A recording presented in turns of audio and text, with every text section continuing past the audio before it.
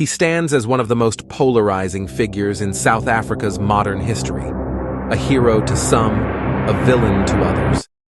Jacob Zuma, a man who carved his name into the nation's political landscape, loved and loathed in equal measure. To his followers, he's a champion of the marginalized, a warrior for economic justice and African pride, an unyielding opponent of imperialism and neoliberal policies.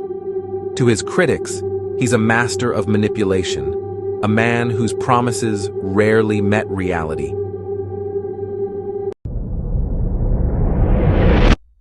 Jacob Zuma's journey has been nothing short of a saga. From ANC president to South Africa's head of state, he promised to tear down a system he claimed was built by and for the wealthy elite, controlled, they say, by white capital. So if he really wanted change, why didn't it happen when he held the highest office in the land?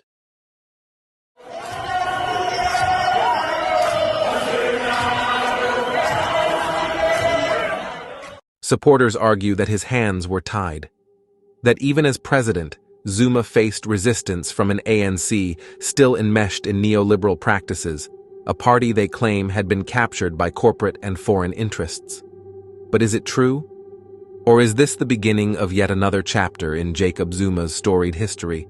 A tale told by a man who rose to power on promises of transformation and upheaval. Thought Odyssey presents Jacob Zuma, Chronicles of Power and Influence, a story of ambition, resilience, and the relentless pursuit of power. Loved, loathed, legendary.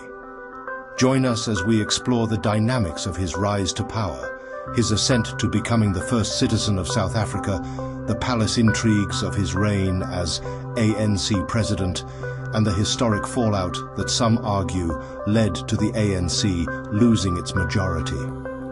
Is he a hero of the poor and marginalized, or one of the most corrupt leaders of post-democratic South Africa? We delve into the political history. You decide.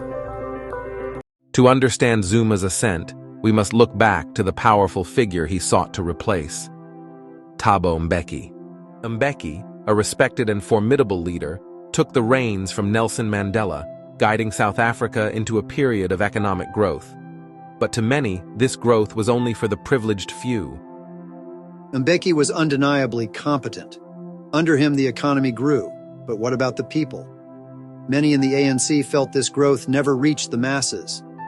By then, South Africa had aligned with neoliberal policies, a choice that left the ANC's allies, COSATU and the South African Communist Party, questioning the direction of the country. These policies weren't just disliked. They were seen as a betrayal to the ideals that many had fought for. Mbeki's critics wanted nothing less than a radical shift. Nationalize the land, increase workers' rights, basically a socialist-centric state. And in a moment of brewing discontent, Jacob Zuma, a man both revered and rebuked, emerged as the figurehead for change. Zuma didn't shy away from the fight. With a divisive spirit and the support of COSATU, the ANC Youth League, and the Communist Party, Zuma became the face of a movement determined to oust Mbeki and reshape South Africa's future. It wasn't just a clash of personalities.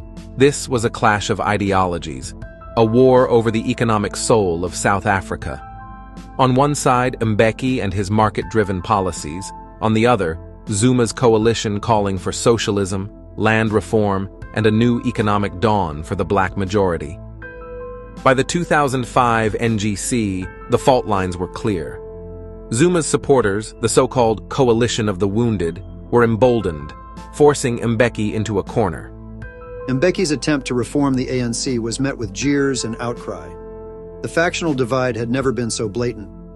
Mbeki had also earlier fired Zuma from his post as deputy president due to corruption allegation, a move seen by some as an aim at quelling the anti-Mbeki uprising.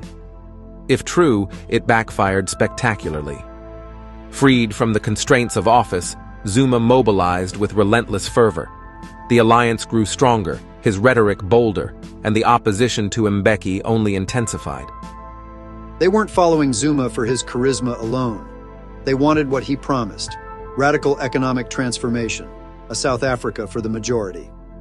And then, in 2007, the impossible happened. Mbeki, the once unassailable, was dethroned. Zuma claimed victory. South Africa was ready for a new era. Radical economic transformation was within reach, and Zuma had pledged to deliver. But promises are easy, action is harder. With immense power and a mandate from the left, Zuma held the reins of the nation's future. Yet, as history would show, dreams of transformation would collide with the harsh reality of an alliance that was never really aligned. Did Zuma fulfill his promise to reshape South Africa's path, or did he fall to the temptations of power?